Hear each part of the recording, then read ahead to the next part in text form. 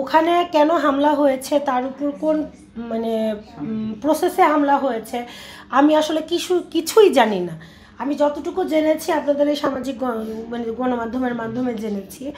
আমি অন্য কোনো পারপাস কিছুই জানি না এই সম্পর্কে, আমি আসলে কিছু জানি না। তবে তিনি গুরুতর আহত এবং উনি হসপিটালাইজড। উনি ওনার পরিবার, বর্তমানে উনি ওনার পরিবার, ওনার বাবা, ওনার মা আমাকে হুমকি দামকি দিচ্ছেন এবং আমাকে প্রেশারাইজড করার চেষ্টা করছেন। ওনার বাবা মাও কি আপনার বিপক্ষে এই মুহূর্তে? হ্যাঁ, এই মুহূর্তে। কেন সেটা? কারণ আমি আপনাদের সামনে রিভিল হয়েছি। ইভেন এখান থেকে যমুনা টিভির কোন সাংবাদিক নাকি আমার হাজব্যান্ডকে ফোন করে জানিয়েছেন যে আমি নাকি আপনাদের ডেকেছি, আমি নাকি আপনাদেরকে আসতে বলেছি, আমি নাকি আপনাদের সামনে নিজেকে তুলে ধরার জন্য আপনাদের ডেকে এনেছি। এটা আপনাদের মধ্যে থেকে কে বলে জানাইছেন? কিছুক্ষণ আগে আপনার সঙ্গে কথা হলো, আপনাকে বলছে যে মিডিয়া, তুই যেহেতু মিডিয়ার সামনে এসেছিস, মিডিয়ার সামনে তোকে আমার বউ সেজে আসতে হবে। এই কথাটার মানে কি একটু জানতে চাই। এই কথাটার মানে হচ্ছে তিনি আমাকে বোঝাতে চেয়েছেন যে তুই মিডিয়ার সামনে এসে যখন প্রকাশ করেছিস যে তুই আমার বউ, তাহলে তুই আজ থেকে মিডিয়ার বউ হয়ে থাকবে, আমার সাথে তোর স্ত্রী হিসাবে সংসার করার কোনো দরকার নাই। আর আপনার শাশুড়ি যে আপনাকে বারবার বলতেছে কেন মিডিয়ার সামনে এলে, লোকটা আগে সুস্থ কেন? কারণ তারা ভাবছে যে আমি যখন রিভিল মানে আমাকে যখন আপনারা রিভিল করবেন, তখন তার আইনি প্রক্রিয়ায় মানে ওই ঘটনার প্রেক্ষিতে আইনি প্রক্রিয়ায় কোনো জটিলতা দেখা দিতে পারে। আপনার সংসার ভাঙলো ওই নারী, সেক্ষেত্রে কি পদক্ষেপ নেবেন? পদক্ষেপ নিব হচ্ছে আমি আইনের সহায়তা চাই আপনাদের মাধ্যমে।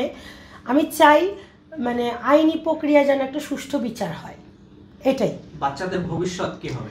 বাচ্চাদের ভবিষ্যতেও আমি চাই এই আইনি প্রক্রিয়ার দ্বারা সুষ্ঠুভাবে তাদের ভবিষ্যৎ সুনিশ্চিত হোক। ওই নারীকে ছেড়ে যদি আবার আপনার কাছে ফিরে আসে, তাহলে আপনারা সংসার করবেন কিনা একসাথে? হ্যাঁ, অবশ্যই। কোনো মেয়ে চায় না যে তার সংসার ভেঙে যাক। আমি এখনও চাচ্ছি না যে সে আমাকে ছেড়ে চলে যাক। আমি এখনও চাই তিনি আমার সাথে, আমার সন্তানদের সাথে সুন্দর সুখে সংসার করুক। কিন্তু তিনি তার যে ভাষ্য, তাতে তিনি আমার চেহারাই দেখতে চাচ্ছেন না। আপনারা তো নিজের কানেই শুনলেন। তাহলে এক্ষেত্রে করণীয় কি আপনারাই বলেন আমাকে। আপনি তো তার স্ত্রী। বিগত সময়ে এই নারী ছাড়াও অন্য কোনো নারীর সংস্পর্শে বা কোনো নারীর সঙ্গে তার সম্পর্ক ছিল কিনা? থাকতেও পারে, এটা আমি এখন যেহেতু দেখিনি, আমি জানি না, বলতে পারছি না। আপনার কাছে তো ফোন এসেছিল, তারপরে এত বিশ্বাস অর্জন হলো কিভাবে? আপনি কিভাবে বুঝতে পারলেন যে তিনি তার কলিগ বা অন্য বন্ধু? আমি যখন ওনাকে বলি যে আপনি ওনার সাথে আপনার কী সম্পর্ক, বা আপনি ওনার সাথে বা যদি কোনো সম্পর্কে আগান যে মানে ওখান থেকে ফিরে আসেন, তখন উনি আমাকে বলেছিল উনি তার কলিগ। আপনাদের সংসার জীবনটা কেমন কাটছিল যদি একটু জানাতেন? আমাদের সংসারটা ভালোই কাটছিল, কিন্তু কিছুদিন হলো মানে সংসার এলোমেলো হয়ে গেছে। কারণটা কি এলোমেলো হওয়ার কারণটা কি?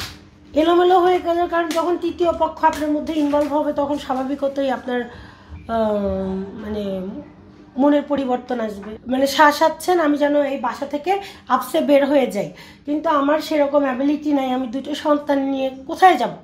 আচ্ছা, কোথায় যাব? আর আমার সন্তানের বয়স 5 বছর আর 4 বছর। তো আমি এই দুটো সন্তান নিয়ে কোথায় যাব? আমি আপনাদের পাশে রেখে আমি আইনের মাধ্যমে যেতে চাচ্ছি। আপনার আইনের সাপোর্ট দেন আমাকে। সেই হিসাবে তখন তিনি ব্যবস্থা নেবেন যে আমার আর আমার সন্তানদের কিভাবে উনি আমার সাথে স্টে করবেন কি করবেন না, বা আমার সন্তানদের সাথে উনি থাকবেন কি থাকবেন না, এটা উনি বলবেন। পাশে যে দুজন দেখতে পাচ্ছেন আপনার মেয়ে? হ্যাঁ, এনারা ওনার মেহবুল হাসানের মেয়ে এবং আমার মেয়ে।